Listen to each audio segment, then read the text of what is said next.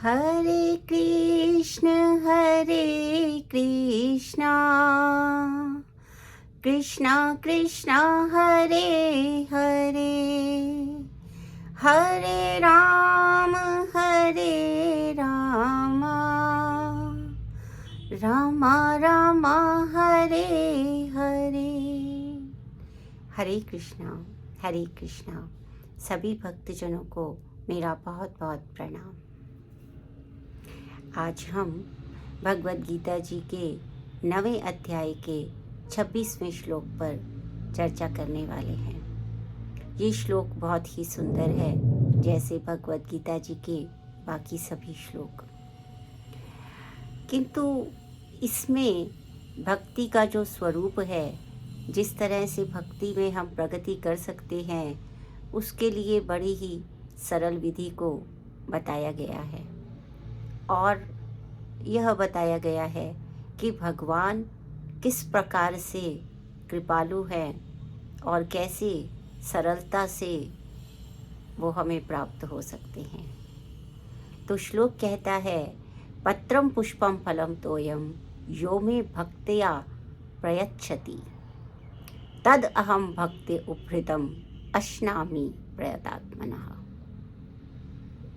हरे कृष्णा।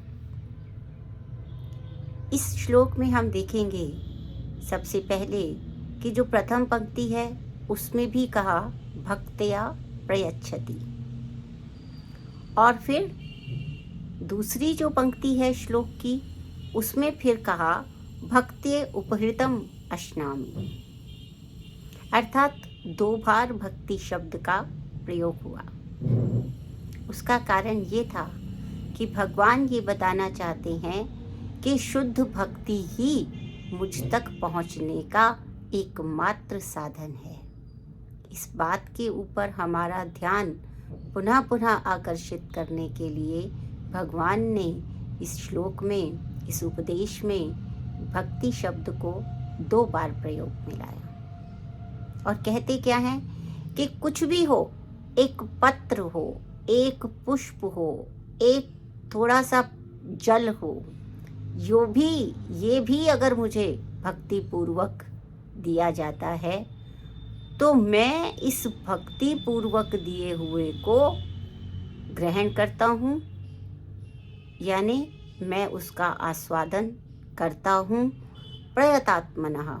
प्रयतात्मनः का अर्थ है जो पूरी तरह से अपने आप को समर्पित कर देता है, जिसका पूरा चित्त केवल मुझी में रमा हुआ है, वो प्रयतात्मनः जो है उसका दिया हुआ एक पत्र, एक पुष्प। आप देखेंगे कि इस श्लोक में एक पत्र, पत्रम पुष्पम फलम तोयम, अर्थात एक, यानी बहुत सारे भी आवश्यकता नहीं है, और कुछ भी ना मिले, कोई पत्ता भी ना मिले, कुछ पुष्प भी ना मिले, फल भी ना मिले, थोड़ा सा जल मिल जाए तो वो भी भगवान ग्रहण करते हैं। कब ग्रहण करते हैं?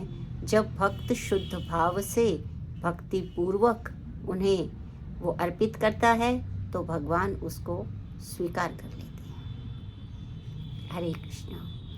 तो इस एक श्लोक में बहुत सारी जो विषय हैं जिन पे ध्यान जाना चाहिए, उसमें कुछ एक विषय मैं आपके साथ साझा करना चाहूँगी। जैसे तो सबसे बड़ी बात जो उसमें हमें समझ में आ रही है वो ये है कि एक आश्चर्यचकित करने वाली सरलता, मीन्स एक बहुत ही, हम लोग सोचते हैं कि भगवान को प्राप्त करना बड़ा मुश्किल काम है, पता नहीं हम लोग तो उतने दिव्य हैं भी नहीं, हमारी भक्ति वैसी नहीं है, हम कितने सारे जो है संशयों में, कन्फ्यूजन में उलझे रहते हैं। लेकिन भगवान ने कहा है इस श्लोक के, इस उपदेश के माध्यम से कि ये बड़ा सरल है। तो सबसे पहली बात इससे समझ में आती है कि सरलता से प्राप्त किया जा सकता है, डरने की आवश्यकता नहीं है। ऐसा भगवान जब उपदेश देते हैं तो हम जैसे ही भक्तों के लिए दे रहे थे कि हम ज़रा घबरा जाते हैं कि ये बड़ा मुश्किल काम है, ये तो हमसे होगा नहीं। इसलिए भगवान आश्वस्त कर रहे हैं कि इतना कुछ करने की आवश्यकता नहीं। दूसरी बात जो यहाँ समझ आती है वो क्या है कि चाहे मेरे पास उतने साधन ना हो, चाहे भक्त के पास उतने साधन ना हो, तो भी उसे कोई आवश्यकता नहीं कि वो बहुत सारे मूल्यवान उपहारों को अर्पित करे। जिसके लिए उसके पास धन नहीं है, साधन नहीं है, उसके लिए वो परेशान हो। कोई भी एक पत्ता, कोई भी एक पुष्प, कोई भी एक फल और कुछ भी ना मिले तो एक अंजलि भर जल ही सही, वो भी यदि है और उसे भी भक्ति पूर्वक अर्पित करता है तो उसे भी भगवान ग्रहण कर लेते हैं। अतः हमारे पास पर्याप्त साधन नहीं है, इस बात से भी भयभीत होने की आवश्यकता नहीं है, क्योंकि ये भी भगवान के घर में कोई भी महत्व नहीं रखता है। ये भौतिक जितनी भी हमारे पास साधन हैं, ये भगवान के समक्ष कुछ भी नहीं है। हरे कृष्णा। क्योंकि भगवान के पास तो सब कुछ है, हम उन्हें जो अर्पित कर रहे हैं वो भी उनका ही तो है। हमने कब एक पत्ता बनाया, हम कब एक फूल बना सकते हैं? हम कुछ भी तो नहीं कर सकते। जो कुछ भी हम अर्पित कर रहे हैं वो भी भगवान का ही है। तो भगवान केवल क्या देख रहे हैं? हमारा भाव देख रहे हैं, हमारी भक्ति देख रहे हैं। तो दूसरी बात ये हो गई कि दरिद्र हो और साधन अल्प साधन वाला भी हो, तो भी यदि भक्ति पूर्वक वो भगवान को जो भी अर्पित कर देता है, भगवान उसे स्वीकार कर लेते हैं। फिर क्या होता है कि भगवान ये बार बार बताने के पीछे कारण ये है कि यदि कोई अभक्त होगा तो वो उसका ग्रहण नहीं करेंगे।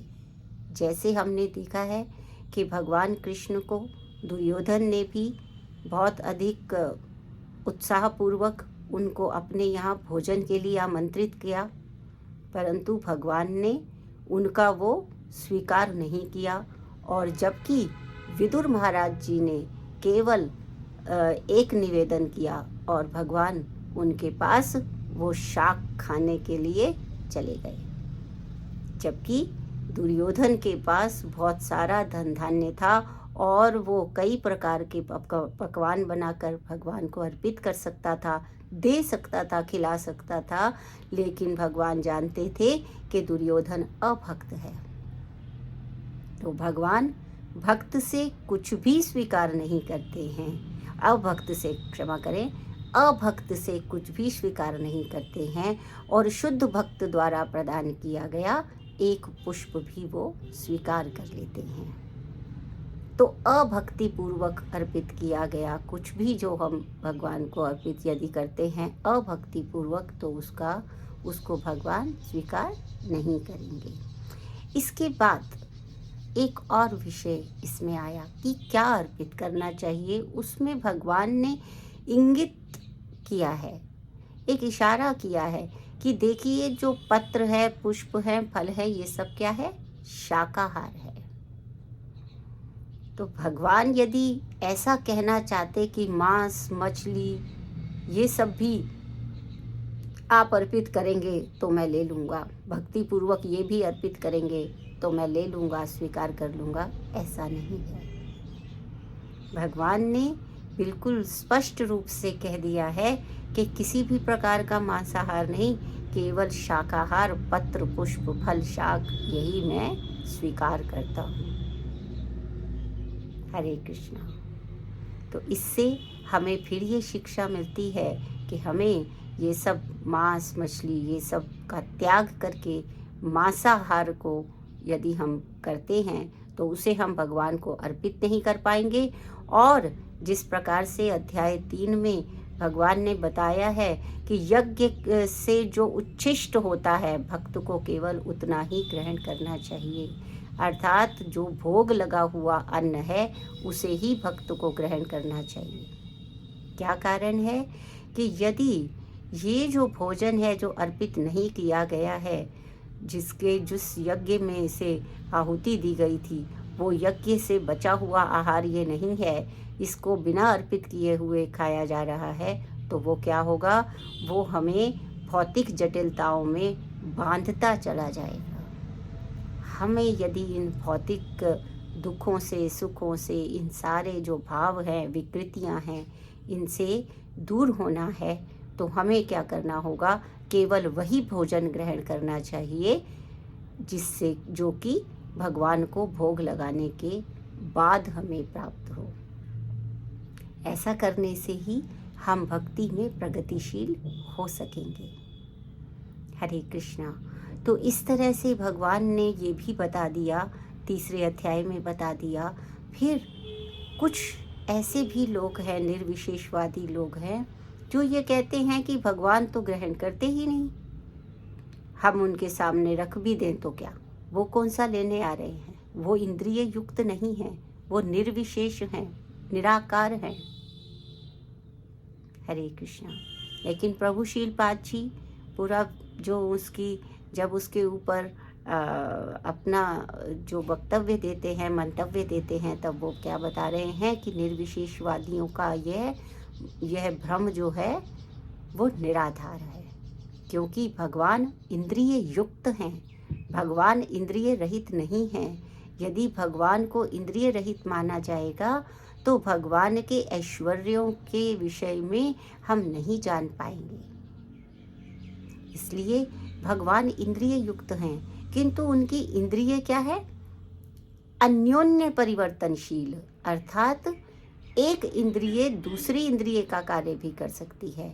सामान्यतः हम देखते हैं कि हमारे जो नेत्र हैं वो केवल देखने का काम कर सकते हैं, कर्ण केवल सुनने का काम कर सकते हैं। तो ये जो हमारी जो सीमित शक्ति है, वैसा भगवान के साथ नहीं है। भगवान मुख से भी देख सकते हैं और कर्ण से भी देख सकते हैं। भगवान के लिए ये वाली जो सीमा है वैसा निर्धारण नहीं है। इसीलिए भगवान को परम ब्रह्म कहा गया है और इसीलिए ही वो परम सत्य हैं। और क्योंकि उनमें इंद्रियों का परिवर्तन संभव है, जबकि भौतिक प्राणियों में, भौतिक जीवों में इंद्रियों का परिवर्तन संभव नहीं है। इसीलिए ही भगवान जो है वो भगवान कहलाते हैं। तो यहाँ पर केवल भगवान ही, इसीलिए कृष्ण को परम ब्रह्म कहा गया है, केवल भगवान ही ऐसा कर सकते हैं, कोई भी अन्य ऐसा नहीं कर सकता है। तो इसलिए जो शुद्ध भक्त है, केवल वही बिना तर्क के यह स्वीकार कर सकते हैं कि हम जो भी शुद्ध भावना से भक्ति पूर्वक उनको अर्पित करते हैं, वो उसका ग्रहण करते हैं। साथ ही साथ प्रभुपाद जी ये भी बोलते हैं कि जब हम वो भोजन जो अर्पण करना है, उसको बनाने से लेकर, बनाते समय भी मन में भगवान कृष्ण ही होने चाहिए और पूरे शुद्ध भाव से, स्वच्छता से, शुचिता पूर्वक उसको बनाया जाना चाहिए। तो बनाना और उसके बाद उसको अर्पित करना, ये सारी चीज़ें जो करनी हैं, ये सब भगवान की ऐसा सोचते हुए, ऐसा ध्यान लगाते हुए कि ये भगवान के लिए ही हम कर रहे हैं, इसी प्रकार से भाव से भोजन का बनाया जाना, उसका संस्कार करना, उसका सज्जा करना और उसी भावना से प्रार्थना करना, भगवान को भोग लगाना और तत्पश्चात ग्रहण करते हुए भी भगवान को ही याद करना। इस प्रकार से जब ये आहार लिया जाता है भगवान को अर्पित करने के बाद, तो वह निश्चित रूप से भक्ति मार्ग में हमारी सहायता करने वाला होता है और हमारे सत्व की शुद्धि करने वाला होता है। आहार की शुद्धि से सत्व शुद्धि होती है, सत्व अर्थात मन की शुद्धि होती है, सत्व की शुद्धि होने से स्मृति की शुद्धि होती है और स्मृति अर्थात मेमोरी की शुद्धि होने से हम भगवान पर ध्यान लगा पाते हैं और अपने कल्याण के मार्ग पर अग्रसर हो पाते हैं। तो आज के लिए इतना ही। हरे कृष्णा कृष्ण कृष्णा हरे हरे, हरे रामा राम रामा हरे